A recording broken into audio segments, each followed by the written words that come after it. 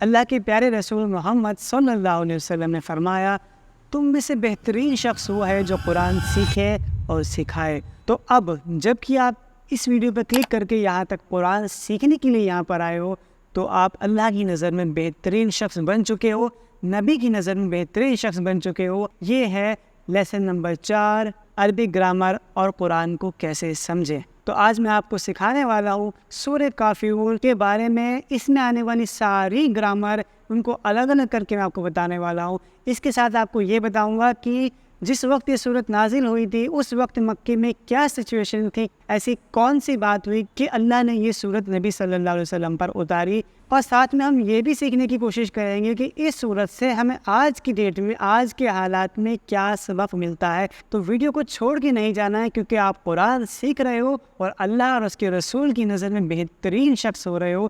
تو آئیے آج کا لیسن سٹارٹ کرتے ہیں۔ رب اشرح لی صدری ویسر لی امری واحلل عقدۃ من لسانی یفقہوا قولی۔ سورت کا شان نزول یہ ہے کہ سورت مکہ میں اس وقت نازل ہوئی جب مکے کے مشرکین نے یہ دیکھا کہ اسلام پھیلتا جا رہا ہے اور ان کے مذہب کمزور پڑتے جا رہے ہیں۔ انہوں نے اس پھیلاؤ کو روکنے کے لیے آپ صلی اللہ علیہ وسلم کو مختلف طریقے سے پیشکش کی، الگ الگ طریقے سے ان کو بہلانے پھسلانے کی کوشش کری۔ مثلا دولت کا لالچ، عورت کا لالچ، سرداری کا لالچ، طاقت کا لالچ، سب کچھ دیا، لیکن جب دیکھا یہ ساری چیزیں نبی صلی اللہ علیہ وسلم کے سامنے کوئی فرق ڈالنے والی نہیں ہے، جب آپ صلی اللہ علیہ وسلم نے ان کی پیشکش کو بالکل ٹھکرا دیا تو انہوں نے دوسری چال چلی اور دوسری پیشکشی کری، اور کیا کہا؟ اور یہ کہا کہ 1 سال مشرکین صرف ایک خدا کی عبادت کریں گے، یعنی کہ جو نبی صلی اللہ علیہ وسلم کہہ رہے ہیں ان کی ساری بات مانیں گے۔ ایسا مشرکوں نے کہا کہ 1 سال تک ہم وہ سب کچھ کریں گے جو آپ چاہتے ہو، اور کہا کہ دوسرے سال آپ صلی اللہ علیہ وسلم ہمارے بتوں کی بھی عبادت کریں گے۔ تو یہ انہوں نے سانٹھ گاٹھ کرنے کا پلاننگ بنائی کہ 1 سال تک ہم بھی تمہارے رب کی عبادت کریں گے اور 1 سال تک تم ہمارے بتوں کی عبادت کرو گے۔ تو اس وقت اللہ تعالیٰ نے یہ سورہ کافرون جواب میں بھیجی۔ مشرکین مکہ بیچ کا ایک راستہ نکالنا چاہتے تھے تو اللہ نے اس راستے کو ہمیشہ کے لیے بند کر دیا۔ اس سورت کی فضیلت یہ ہے کہ رسول اللہ صلی اللہ علیہ وسلم فجر کی اور مغرب کی نماز میں سنتوں میں سورۃ الکافرون اور سورہ اخلاص پڑھا کرتے تھے۔ تو ہمیں بھی چاہیے کہ ہم نبی کی سنت پر عمل کرتے ہوئے اور ان سورت سے محبت کے ذریعے ہم فجر کی سنتوں میں اور مغرب کی سنتوں میں یہ 2 صورتیں پڑھنے کی کوشش کیا کریں۔ سورۃ الکافرون یعنی قل یا ایھا الکافرون لا اعبد ما تعبدون، اور سورہ اخلاص یعنی قل هو اللہ احد، یہ 2 صورتیں ہم پڑھنے کی کوشش کریں گے انشاءاللہ۔ اعوذ باللہ من الشیطان الرجیم، بسم اللہ الرحمن الرحیم۔ قل یا ایھا الکافرون، قل مطلب کہہ دیجئے، بول دو، یہ ایک آرڈر فارم ہے، کہہ دیجئے، تبلیغ کیجئے، بات کو پہنچا دیجئے۔ کس کو پہنچا دیجئے؟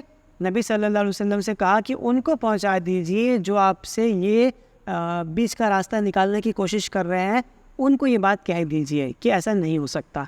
ہمیں بھی اپنی لائف میں چیک کرنا چاہیے کہ اگر کوئی ہم سے ایسی بات کرنے کو کہے جو اللہ کے آرڈر کے خلاف جا رہی ہے، جو اللہ کے حساب سے نہیں چل رہا ہے، تو ہم بھی اس کو یہی کہیں کہ نہیں، میں وہ کام نہیں کر سکتا جو کام اللہ نے کرنے کو منع کیا۔ قرآن مجید میں جب بھی یا ایھا یا پھر ایھا یہ ایسے لفظ آئے تو ان تینوں کا ایک ہی مطلب ہے، اے، یعنی کہ بات کرتے ہوئے، اے مخاطب جس سے بات کی جا رہی ہے وہ۔ جیسے یا قوم، اے قوم، ایھا النبی، ہم تحیات میں پڑھتے ہیں نا، السلام علیکم ایھا النبی، اے نبی، یا پھر یا ایھا الکافرون، اے کافرون، ان تینوں کا ایک ہی مطلب ہے۔ کافر ایک سنگولر ہے اور کافرون اس کی جمع ہے۔ لیسن نمبر 2 میں نے بہت ڈیٹیل سے آپ کو بتایا تھا کہ کافرون، کافرین سنگولر اور پلورل کیسے بنتے ہیں۔ تو فی الحال آپ کو یہ بتا دوں کہ کسی بھی لفظ کے آخر میں اون یا این لگاتے ہیں تو وہ پلورل بن جاتا ہے۔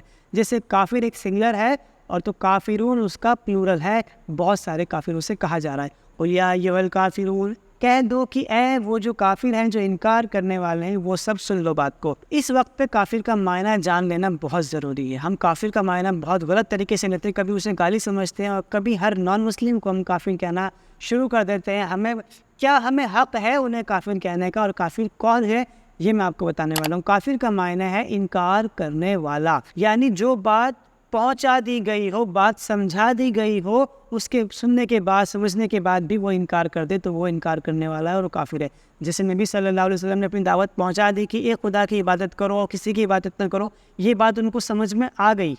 اس کے بعد پھر انہوں نے اس کی اگینسٹ میں پلاننگ کرنی شروع کری اور تب اللہ نے کہا کہ نہیں تم کافر ہو چکے ہو۔ جب کوئی بات سمجھا دی گئی ہو، سامنے والے کے سمجھ میں آ گئی ہو، پھر بھی وہ اسے نہ مانے تو انکار کرے، پھر وہ کافر ہے۔ یہاں وہ لوگ مراد ہیں جنہوں نے نہ صرف اسلام کو سمجھا بلکہ الٹا محمد صلی اللہ علیہ وسلم کو شرک کی دعوت دے دی الٹی، ورنہ قرآن میں اس کے علاوہ کہیں بھی عام غیر مسلمان کو یا ایھا الکافرون سے نہیں پکارا گیا ہے، بلکہ یا ایھا الناس کہا گیا ہے۔ اللہ کافروں پر ان کے شرک کی وجہ سے ناراض ہے، تو ہمیں بھی چوکنا ہو کر شرک سے بچتے رہنا چاہیے۔ دوسری بات یہ ہے کہ یہ کوئی گالی نہیں ہے، اللہ نے اس لفظ کو استعمال کرتے ہوئے مسلمانوں کے ساتھ بھی استعمال کیا ہے اور کہا ہے کہ مسلمان تو وہ ہیں جو طاغوت سے کفر کرتے ہیں۔ طاغوت یعنی کہ بت پرستش سے، شیطانی ہتھ کنڈوں سے جو کفر کرتے ہیں، جو ان کا انکار کرتے ہیں، تو وہ مسلم ہیں۔ یعنی ہر مسلمان بھی کافر ہے، مگر دوسرے معنی میں برائی کو انکار کرنے والا، طاغوت کا انکار کرنے والا، ٹھیک ہے۔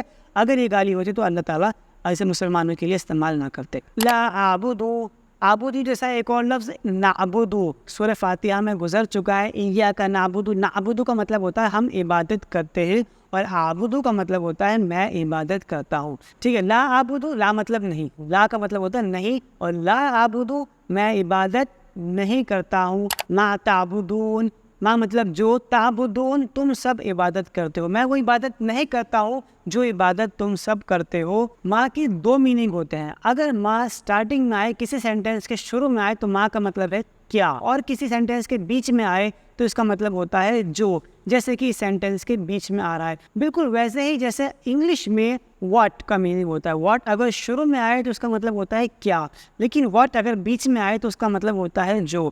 ویسے ہی ما اگر شروع میں آئے تو کیا، اور بیچ میں آئے تو جو، تو یہاں پر اس کا مطلب ہے جو۔ لا اعبدو میں وہ عبادت نہیں کرتا، ما تعبدون جو عبادت تم کرتے ہو۔ عابدو اور تعبدون ایک ہی روٹ ورڈ سے بنے ہیں، عبدا یا عبادت، عبادت سے عابدو بنا ہے۔ عابدو کا مطلب ہے میں عبادت کرتا ہوں، اور تعبدون کا مطلب ہے تم سب عبادت کرتے ہو۔ عابدو میں عبادت کرتا ہوں، اور تعبدون تم سب عبادت کرتے ہو، تو میں وہ عبادت نہیں کرتا جو عبادت تم کرتے ہو۔ عبادت کے تین معنی ہیں۔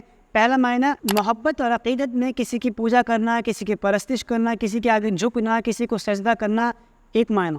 دوسرا معنی ہے کسی کی اطاعت کرنا، فرما برداری کرنا، بات ماننا، اور تیسرا معنی ہے غلامی، پورے طریقے سے سرنڈر کر دینا کسی کو۔ تو ان تینوں ہی معاملے میں عبادت صرف اور صرف اور صرف اللہ کی ہوگی اور کسی کی نہیں ہوگی۔ عقیدے کے معاملے میں کوئی بیچ کا راستہ نہیں، اللہ کی ذات، وہ کسی کا بیٹا باپ نہیں ہو سکتا، اللہ کی صفات میں کوئی کمپرومائز نہیں ہو سکتا، وہی سب کی سننے والا دیکھنے والا ہے۔ اللہ کے حقوق میں کوئی کمپرومائز نہیں ہو سکتا، اسی کو سجدہ کیا جائے گا اور کسی کو نہیں کیا جائے گا۔ اللہ کے اختیارات میں کوئی کمپرومائز نہیں ہو سکتا، قانون بنانے کا، قانون ہٹانے کا حق صرف اللہ کو ہے اور کسی کو نہیں ہے۔ ولا انتم عابدون ما اعبد، ولا انتم دو الگ الگ لفظ ہیں، و اور لا مطلب نہیں، انتم مطلب تم سب، یہ میں آپ کو پہلے بتا چکا ہوں لیسن نمبر 1 میں۔ ہوا مطلب وہ، ہم مطلب وہ سب، انتا مطلب تو، اور انتم مطلب تم سب۔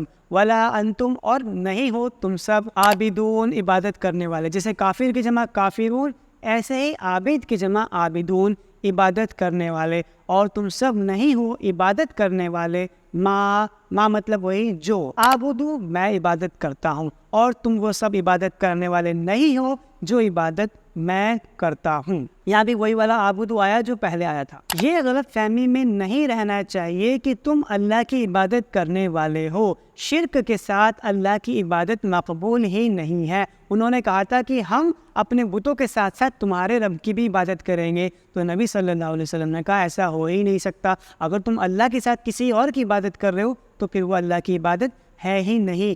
وہ عبادت جس میں شرک کی ملاوٹ ہو اللہ کو ہرگز قبول نہیں۔ ولا انا اور نہیں ہوں میں، وہ مطلب اور، لا مطلب نہیں، انا مطلب میں، یہ میں آپ کو پہلے بتا چکا ہوں۔ وہ مطلب وہ، ہم مطلب وہ سب، انتا مطلب تو، انتم مطلب تم سب، انا مطلب میں، یہ لیسن 1 میں نے آپ کو بتایا تھا۔ ولا انا اور نہیں ہوں میں، عابدن عبادت کرنے والا، ایک عبادت کرنے والا، جب تنوین اس کے اوپر آ جائے تو اس کا مطلب ہے ایک، عابدن ایک عبادت کرنے والا، میں کوئی ایسا عبادت کرنے والا نہیں ہوں۔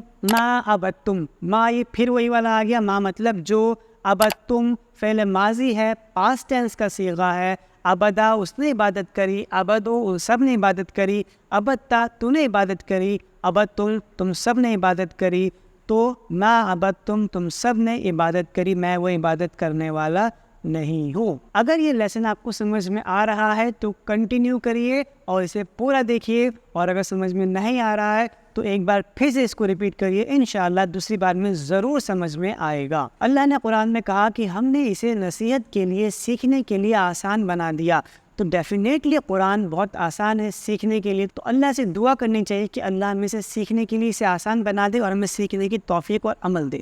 شدت سے انکار کیا جا رہا ہے کہ تمہارے معبودوں کی عبادت نہیں ہو سکتی، نہ اب ہو سکتی ہے اور نہ مستقبل میں ہو سکتی ہے، نہ موجودہ معبودوں کی ہو سکتی ہے، نہ ماضی کے معبودوں کی ہو سکتی ہے، کسی کی نہیں ہو سکتی ہے۔ بات کو الگ الگ طریقے سے گھما کے بالکل سرے سے منع کر دیا گیا۔ اگر صرف اتنی بات بھی کی جاتی کہ میں وہ عبادت نہیں کرتا جو تم کرتے ہو تو بات پوری ہو جاتی، لیکن بات کو ہر طریقے سے الگ الگ سینس میں، الگ الگ فارم میں بتایا گیا ہے کہ میں وہ نہیں کرتا جو تم کرتے ہو، میں وہ نہیں کروں گا جو تم کرو گے، میں نے وہ کری ہی نہیں جو تم نے کری۔ یہ سب بالکل الگ الگ طریقے سے کھول کے بات کو اتنی سختی سے منع کیا گیا کہ اس میں کوئی کمپرومائز ہے ہی نہیں۔ ہمیں بھی اپنی لائف میں دیکھنا چاہیے کیا ہمارے ایمان میں کوئی ملاوٹ تو نہیں ہے، کہیں ایسے تو نہیں کبھی ہم اللہ کی بات ماننی شروع کر دیتے ہیں اور کبھی اللہ کی بات ماننی چھوڑ دیتے ہیں، کبھی ہم ظہر کی نماز پڑھ لیتے ہیں اور فجر کی نماز ہم سے چھوڑ جاتی ہے۔ خوشی کے حالات میں اللہ کے لیے الگ نظریہ ہمارا ہوتا ہے اور غم کے حالات میں اللہ کے لیے ہمارا نظریہ الگ ہوتا ہے۔ جب کسی دوسرے کی شادی میں ہم جاتے ہیں تو بڑے فتوے لگاتے ہیں کہ ایسا نہیں کرنا چاہیے، ویسا کرنا چاہیے۔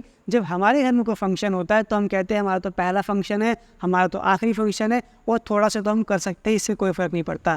بالکل نہیں ہو سکتا، اللہ کے آرڈرز میں کوئی ملاوٹ نہیں ہو سکتی۔ یہ بات ہمیں سورہ کافرون بتا رہی ہے۔ حق اور باطل مکس نہیں ہو سکتے، سچ اور جھوٹ مکس نہیں ہو سکتے، اندھیرا اور روشنی مکس نہیں ہو سکتے۔ اگر کوئی انسان دن میں 10 بار سچ بولتا ہے اور ایک بار جھوٹ بولتا ہے تو آپ اس کو سچا نہیں کہہ سکتے، کیا پتہ کون سی بات وہ جھوٹ بول رہا ہے، آپ کو اس کی ہر بات پہ شک ہوگا۔ تو سچ اور جھوٹ مکس نہیں ہو سکتے۔ کوئی یہ نہیں کہہ سکتا بھائی میں اتنا ہی اچھا کام کروں گا، ذرا سا خراب کام کروں گا، یہ اللہ کو منظور نہیں ہے۔ اگر آپ جلدی سیکھنا چاہتے ہیں تو کسی نہ کسی کو ضرور سکھائیں، کیونکہ سب سے اچھا آپ تب سیکھتے ہیں جب آپ کسی اور کو سکھا رہے ہوتے ہیں۔ تو آپ ٹیچر بنیے، کسی اور کو سکھانے کی کوشش کریے، جتنا بھی آپ کو آیا ہے، ایک لفظ آیا ہے، ایک آیت آئی ہے، کسی نہ کسی کو ضرور پہنچائیے۔ بہترین اسٹوڈنٹ وہ ہے جو ٹیچر بن جائے۔ جیسے ہی آپ کسی کو سکھانا شروع کریں گے تو آپ بہت اچھا سیکھنا شروع کر دیں گے۔ اور دوسری بات، لکھنے کی کوشش کیجیے، لکھنے کی عادت ڈالیے، خاص پوائنٹ جب بھی ہو ان کو نوٹ کریے۔ لکم دینکم ولی دین، لکم کا مطلب ہے تمہارے لیے، جیسا کہ لیسن نمبر 1 اور 2 میں نے آپ کو بتایا تھا۔ لہو مطلب اس کے لیے، لہم ان کے لیے، لکا تیرے لیے، اور لکم تمہارے لیے۔ کسی بھی ورڈ کے آخر میں کم آئے گا تو اس کا مطلب ہے تمہارا۔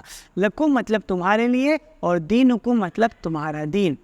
لکم دینکم تمہارے لیے، تمہارا دین، آخر میں کم آ رہا ہے دونوں جگہ، اور آخر میں اگر یہ آئے جیسے کہ یہاں پہ آ رہا ہے ولی، لی مطلب میرا، و مطلب اور، لی مطلب میرا، اور دینی مطلب میرا دین۔ لی مطلب میرا، ربی مطلب میرا رب، دینی مطلب میرا دین۔ کسی بھی ورڈ کے آخر میں یہ آئے گا تو اس کا مطلب ہے میرا، تو دینی مطلب میرا۔